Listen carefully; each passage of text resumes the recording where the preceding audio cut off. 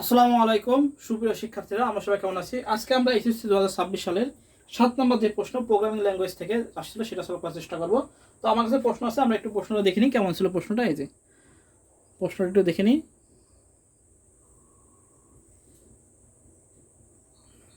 এই যে এসএসসি 2026 সালের প্রশ্ন আমরা এখনই পড়ব।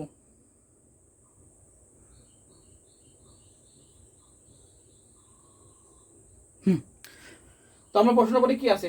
শিক্ষক অ্যারে ব্যবহার করে শিক্ষার্থীদের একটি সি প্রোগ্রাম লিখে দেখালেন যা 5টি পূর্ণ সংখ্যা ইনপুট হিসাবে নেয়। আচ্ছা, আউটপুট হিসাবে গুণফল বের করে। আছে পাঁচটা সংখ্যা নেয় যেটা ইনপুট হিসাবে বের করে, আর গুণফল ইনপুট হিসাবে মানে দেয়, আর গুণফল আউটপুট হিসাবে বের করে, এটা বলতেছে।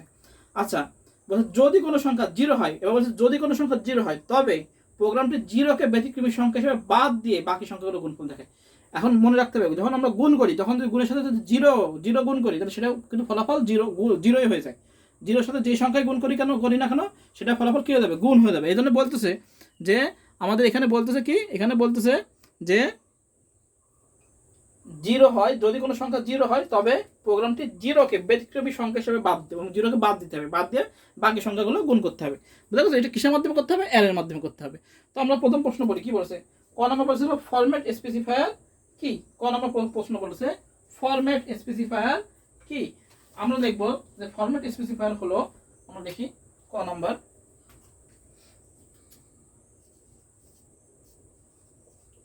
ফরম্যাট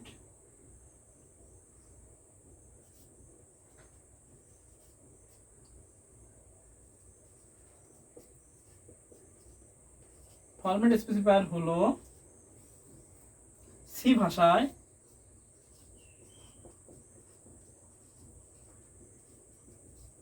প্রিন্টএফ ও স্ক্যানএফ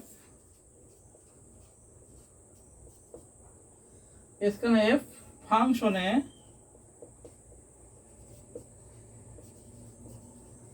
ব্যবহৃত বিশেষ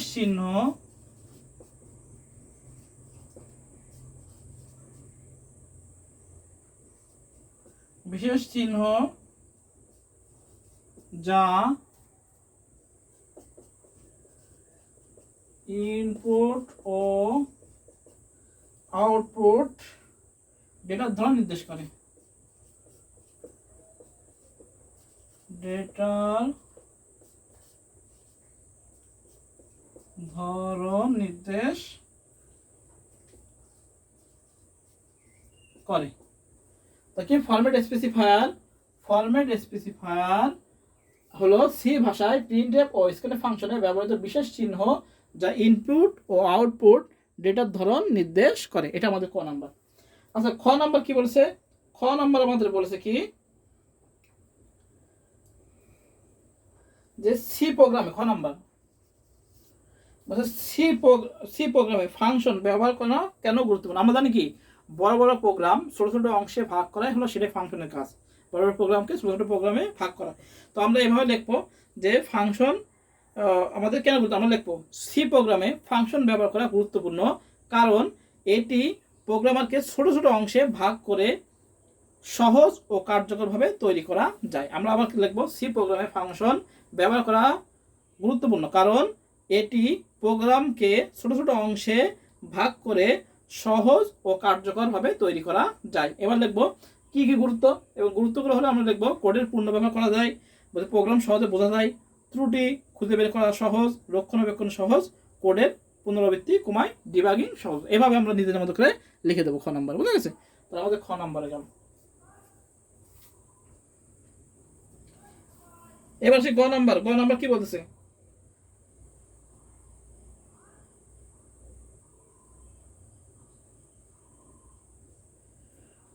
উদ্দীপকের অ্যারেতে ব্যতিক্রমী সংখ্যা আছে কিনা তা পরীক্ষা করে ফলাফল প্রদর্শনের প্রভাবচিত্র অঙ্কন করো।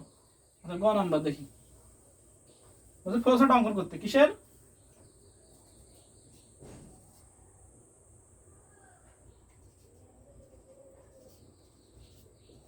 উদ্দীপকে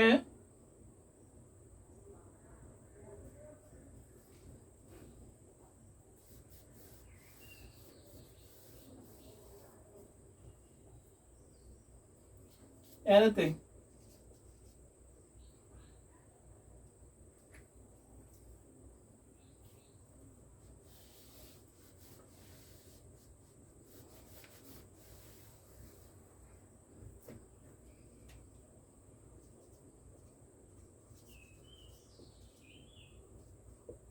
উদ্দীপকের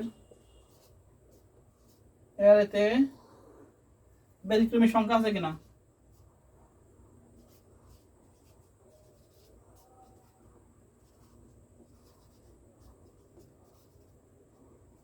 ব্যতিক্রমী সংখ্যা আছে কিনা তা পরীক্ষা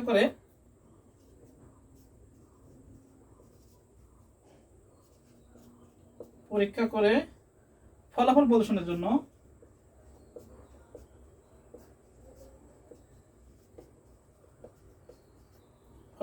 জন্য প্রবাহ চিত্র নিচে অঙ্কন করা হলো। প্রবাহ চিত্র নিচে দেওয়া হলো। এবার প্রবাহ চিত্র দিতে হবে, আমরা শুরু করি। প্রবাহ চিত্র মানে কি? Flow chart. এ স্টার্ট দিলাম। আমরা কি করবো? এ স্টার্ট আমরা প্রবাহ চিত্রটা অঙ্কন করবো এখনই।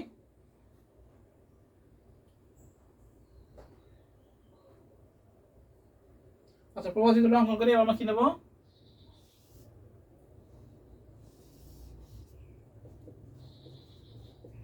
ইনপুট আমরা অ্যারে নেব।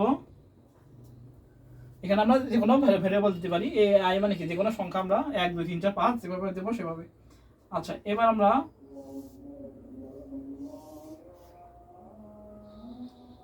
আয়ের মান কি রাখবো? আয়ের মান আমরা রাখবো 0 থেকে শুরু হবে। আয়ের মান 0।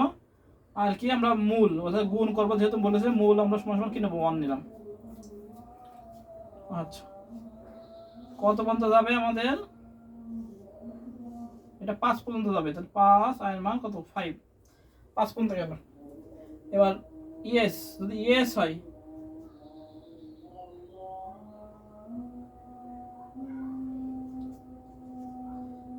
ইয়েস হলে আমরা পরবর্তী কন্ডিশন চেক করব। সেটা কি? এই এ আই এই অ্যারেটার মানটা কি 0 কিনা? যদি ইয়েস হয় তাহলে এর মান আমরা 1 বৃদ্ধি করব, আয়ের মান 1 বৃদ্ধি করব, কারণ 0 রাখা যাবে না। তো আই সমান সমান আই প্লাস 1 এখানে চলে যাবে। আচ্ছা, এবার যদি নো হয়, নো যদি হয়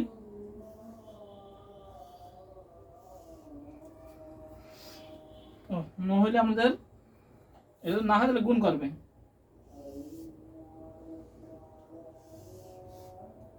এই করি এম ইউ এর মূল সমান সমান মূল গুণ আই সমান সমান আই প্লাস 1।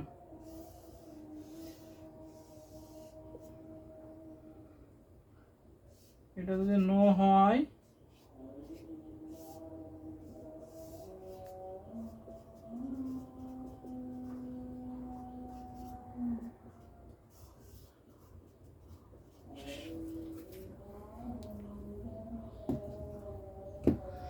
এই হচ্ছে আমাদের ফ্লোচার্ট।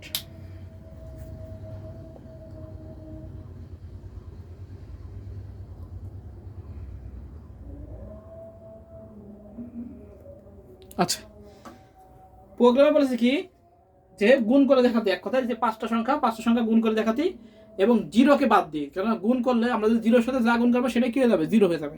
বুঝা গেছে? এটাকে অ্যারেতে রাখতে হবে। বুঝা গেছে? নমুনা আউটপুটে দিয়েছে, সেটাও আমরা প্রশ্ন দেখেছি, প্রশ্ন দেখাবো না। তো আমরা নমুনা আউটপুটে প্রশ্ন বলেছে যে 0কে ব্যতিক্রমী সংখ্যা হিসেবে বাদ দিয়ে, 0কে ব্যতিক্রমী সংখ্যা হিসেবে বাদ দিতে হবে। আচ্ছা, প্রথমে আমরা স্টার্ট করলাম ইনপুট এটা অ্যাড চিহ্ন দিয়ে নিছি। এখানে আমরা সংখ্যা নিতে পারবো। আচ্ছা, আয়ের মান কি? 0 থেকে শুরু হবে। মূল সমান কি দিলাম? আমরা 1 দিলাম। আচ্ছা, এবার বলেছে কত পর্যন্ত যাবে? 5 পর্যন্ত যাবে। যদি 5-এর ভিতর থাকে তখন ইয়েস যদি হয়। এখন সংখ্যাটা যদি 0 হয় তাহলে ইয়েস হয়ে আয়ের মান 1 বৃদ্ধি করে নেবে। বুঝতে পারছে? যদি 0 না হয় তখন কি করবে? এই মূল সমান মূল গুণ ওই যে অ্যারের ওইটা গুণ করবে। বুঝতে গেছে? এখানে অ্যারে 1 থাকবে, অ্যারে 2, হ্যাঁ, যে সংখ্যাগুলো মান দিচ্ছে যে প্রথম দেশে 1 গুণ করবে, তারপর আছে মূলের সাথে আবার 8 গুণ করবে বা 3 গুণ করবে, হ্যাঁ এভাবে দেশে দেওয়ার পরে আবার আয়ের মান কী করবে, বৃদ্ধি করবে, বৃদ্ধি করে এভাবে দেখবে। এভাবে দেখতে দেখতে যখনই এই আয়ের মান অর্থাৎ 5-এর বেশি হয়ে যাবে তখনই নো হয়ে আমাদের বেড়ে চলে আসবে। যখন 0 ইনপুট দেবো তখন দেখবে 0 ইয়েস হয়ে আমাদের আয়ের মান কী করবে, 1 বৃদ্ধি করবে। আবার 1 দেবো, তারপর 1 দিলে কী হবে, এবার নো হয়ে ওই 1 গুণ করবে। আবার পরে এভাবে এভাবে 5টা টার্ম গুণ করবে, মূলের সাথে কী হবে গুণ করবে, এবং যে আমাদের অ্যারের যে মানটা আছে, যে অ্যারে এই যে এই মান 1 2 3 যেটা নিই, যে সংখ্যাগুলো নিই, অর্থাৎ এই যে আমরা নিই অ্যারে, এটা যদি 5 নিই আমরা, তাহলে প্রথম এই যে প্রথম দিয়ে আছে 1 8 3 2 5, তার মানে এখানে কি বোঝাচ্ছে, A0 মানে হচ্ছে 1, A2 মানে হচ্ছে 8, এভাবে 5টা সংখ্যা বোঝা গেছে। হ্যাঁ, তো আমরা এভাবে এই আইন দিলাম, মানে যে কোনো সংখ্যা আমরা নিতে পারবো, নিয়ে আমরা আয়ের মান 0 ধরবো এবং মূল সংখ্যা 1 ধরলাম। এবার আয়ের মান কি 5 এর বড়, যদি ইয়েস হয়, যদি যেটা যদি 0 হয়, আয়ের মান যদি 0 হয় তাহলে প্রথমে কি ইয়েস হবে, যদি ইয়েস হয় তাহলে কি করবে, 1 বৃদ্ধি করে ইয়েসটাকে রাখবে না, ইয়েসটাকে না রেখে ওই 0টাকে রাখবে না, বুঝা গেছে, 0 গুণ করলে তো 0 হয়ে যাবে, বুঝা গেছে। এবার ইয়েস হলে আবার যাবে, যাওয়ার পরে ইয়েস হবে, এটা যখন নো হবে, 0 যখন হবে না তখন এটা গুণ করবে, মেন প্রসেস হবে, গুণ করার পর আবার 1 বৃদ্ধি করবে, এভাবে 5-এর বেশি হয়ে গেলে নো হয়ে আমাদের মূল যেটা আছে মাল্টিপল, সেই গুণটা বের করে দেবে। এই হচ্ছে আমাদের ফ্লোচার্ট। আমরা এটা তুলে নিই সবাই। আচ্ছা, এবার বলেছে কি, সমস্যাটা সমাধানের জন্য অ্যারে ব্যবহার করে সি ভাষায় একটা প্রোগ্রাম লেখো। এই প্রোগ্রামটা আমি হলো লাইভে করাইছি এবং এর ফলাফল আমি এই ক্লাসের কমেন্টে দিয়ে দেবো, আমরা সবাই এখান থেকে দেখে নেবো। আর প্রোগ্রামটা আমি এখন লিখে দিচ্ছি। তো গ নাম্বার আমাদের হয়ে গেল, গ নাম্বার শেষ। এবার আসে আমাদের ঘ নাম্বার করবো।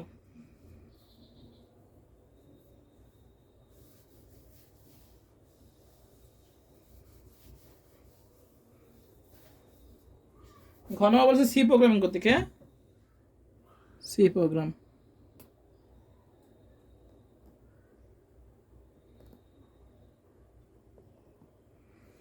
সি প্রোগ্রাম শুরু করি। প্রথমে কি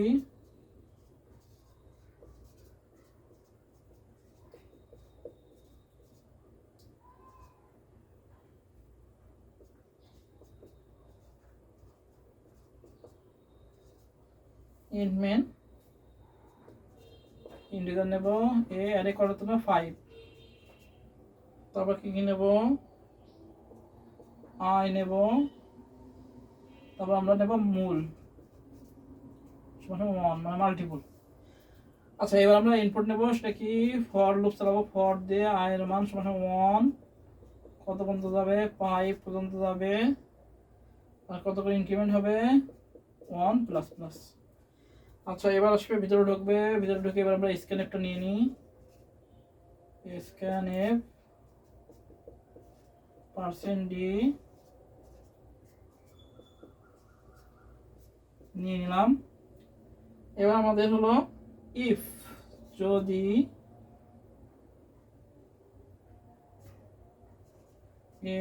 আমাদের এটা নেব, এটা নেব, এটার মান যদি 0 হয়, এখানে তো হবে না, 0 হয় তাহলে কি করবো, আমরা এটাকে 1 ধরবো, তাহলে মূল গুণ 1।